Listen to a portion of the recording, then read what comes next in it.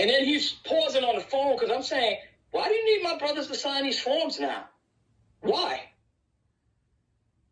Well, and the thing was, that bewildered me from, that one blew me away was he, remember when we first listed the house, remember? And then yes. he said something, I forget what he had said, but he knew what was going on. He knew that we had listed the house, right? And then just so happened to be that we ended up getting the offer so fast.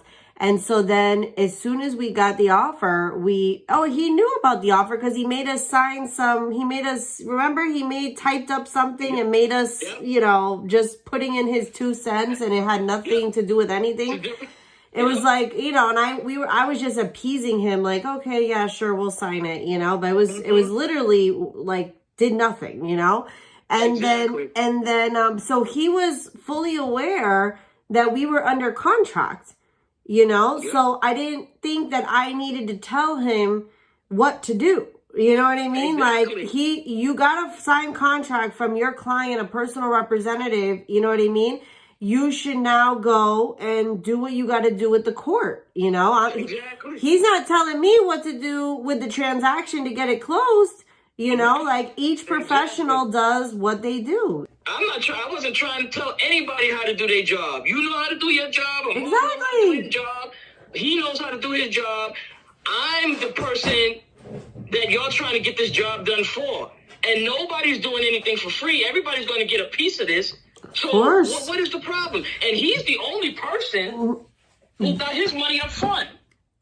How about that? And you know what is the crazy thing is that what I was saying all that, that he knew the whole process, right? That we were going under contract, that we were doing everything, And then I'm trying to look it up here because we got an email from him. Like everybody's like, okay, we're ready to close. Like, congratulations. Like we're buyers approved. Like we're ready to go. And then we get an email from him that's like, hey guys, I got to submit the paperwork. And it's like, are you kidding me right now? You gotta be kidding me, because he knew, like, he didn't even file your personal representative paperwork. Yep. I'm like, how did that even happen? I don't even understand how that even happened. I don't know how that happened. And this is how my brothers got involved. He told me that I had to have my brothers sign that they agreed for me to be the representative to the house and all that kind of stuff. I said, whether they agreed or not, they're not in the will. So what difference does it make? Whether they agreed to it or not. Unless there's some kind of stipend. See, this is the first time I'm going through this. Yeah. Unless there's some kind of thing, and that's why I let it go. Because I'm saying, well, maybe there's some kind of thing when a parent dies and they leave their belongings or whatever to one child when they have other children. Maybe there's something in there where the other children have to say that they agree so they won't tie the main child who's the beneficiary of everything, tie them up in court or whatever. So that is true. No, and that is a thing. Like we just have one where the beneficiaries do have to. Well, it's kind of different. It's not the same in your case because they're not actually receiving any funds from the estate. But they are, according to the law, they would be in line to receive it. So basically, like this document that because he emailed it to everybody. Let me see here what it says. And that was the thing. I'm so confused. I'm like, is this guy like well? Because he sent an email at 10:13 saying, please find the attached consents, which need to be signed by your siblings ASAP. And then literally 30 minutes later, he's like, bad news. That's after he talked to me, Carolyn. That's after he talked to me. He sent that second one out after he talked to me because when he called me and when he sent me that and he called me, I'm saying, why do my brothers have to sign this? They already signed the form saying that, they have no problems. I'm the executor. They have no problems with it. She takes care of everything. We agree with her, whatever she's gonna do or whatever. They already signed that. He got that paperwork. So now he's sending me another paperwork that they have to sign again for the house to close. I'm like, why? They already agreed that I'm in charge of this.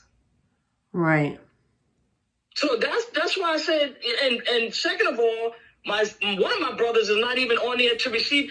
This is how it goes. If I die today or tomorrow, my son gets everything. He's in charge of the house. He would be the person that would be charged of the closing now if I died today. Right. Now, if my son died, then it would be my older brother. If my older brother died, you know what my father said? It'd go to the state. He didn't even have my second brother on there. If my older brother died, then it would go to him. No, he doesn't want. He would rather have the state have it because him and my brother had a bad relationship. Right. So he didn't want my brother to get anything. Right. And if all those other people, me, my son, and my brother passed, he wanted everything to go to the state, nothing to my other brother. Mm-hmm. But was there in the documentation that he filed, was there something like explaining that to the judge? Because the thing is the will is you still have to take it before the judge, and the judge will consider, and what the will says, they will consider it. They want to, go with the wishes of the person that is deceased. Right. But the will is not the law. So that's where people, they always advise to get a trust, because when you get a trust, that's like a bona fide 100%. That's what it is. In fact, you don't even have to go through the probate process if you have a trust. But in your dad's case, he had a will, which is basically putting his thoughts on paper in a legal format, but the will has to be submitted to the judge, and then the judge has to say, okay, we can move forward. But I'm not a probate attorney, and I try to stay in my lane when it comes to this stuff. But the way that I'm reading this is it says the undersigned, whose address is XYZ, and who has an interest in the above estate of the son of the descendant. So when you say has an interest, that means that, an interest means that you're getting a portion, or you have an interest. You're a part owner. You know what I mean? So that's where I'm a little confused about this document. And then I don't know what it is. I know I spoke to my brothers and everything. And we already know what it is, what we wanted as a whole. How is the relationship between? They really didn't have to be involved, because even though my father had that relationship, I have a good relationship with my two brothers. Okay, that's what I was going to ask you. When all this is said and done, I'm going to break them off a piece of the money. I'm not. Yeah. So that's not me. I'm blessed to have what I have. Exactly. I have my own, and I have my husband who has good money. So we're not looking for this money as a cash cow. Oh, this is gonna make us. We can be able to buy a boat, and that's just. You know what I'm saying? Right. Maybe not explaining it, but you know what I'm saying. I know what you're saying. So let me ask you this. So then he sends a second bad news this morning. I received an email from the judge's office this morning saying that the orders are not approved until I file consents of the two other siblings and confirmation of another document being e-filed. I immediately sent the consent to Kim to get her brother's signatures. However, they are not beneficiaries under the will. Unfortunately, the judge's assistant on vacation. I contacted the staff attorney by email. I'm awaiting reply since the brothers are not named in the will. Well, Kim, let me ask you this. If your brothers are willing to sign it and you... Oh, yeah, I'm going to get them to sign it. Then... I'm not going by what he's talking about. I'm going to call all my brothers and tell them, I need you guys to sign this paper and get it back over to Austin. Yeah, I'm going to let them sign it. Okay. But he has to revise it, because if you look on one of the papers, the date on there, and that's what happened before that held up paperwork. He'd be having these names wrong on brothers instead of his. I'm losing you. You're breaking up. Hello? Yeah, say that part again. he has on one of the forms, the date is wrong. It says 29/22 as opposed to 2022. So he's going to have to change that because it's going to kick right back because the date is wrong. And then on my other brother's paperwork, he has his name spelled wrong. So I got to call him after I talk to you and have him send me the paperwork with the right date and right name so I can get it, so my brothers can get it and sign it and we can email it back to him. I would never recommend him for anything. I mean, I just looking at these emails and just seeing how he operates, and I mean, I just can't believe it. You know, we had sent him the contract. I finally found it. We sent him the contract on May 17th, okay? Mm-hmm. Along with his little rider that he made us fill out, right? And then so May 17th, literally, okay? And then June 5th, which that would have been at least 2 to 3 weeks. Let me see. Yeah, 1, 2, yeah, it's almost 3 weeks, okay? Mm-hmm. 3 weeks later, he submits a thing saying that he hasn't had a chance to upload the paperwork. He hasn't had a chance to upload the paperwork. And then his next email, I don't know if you're copied on this one, he said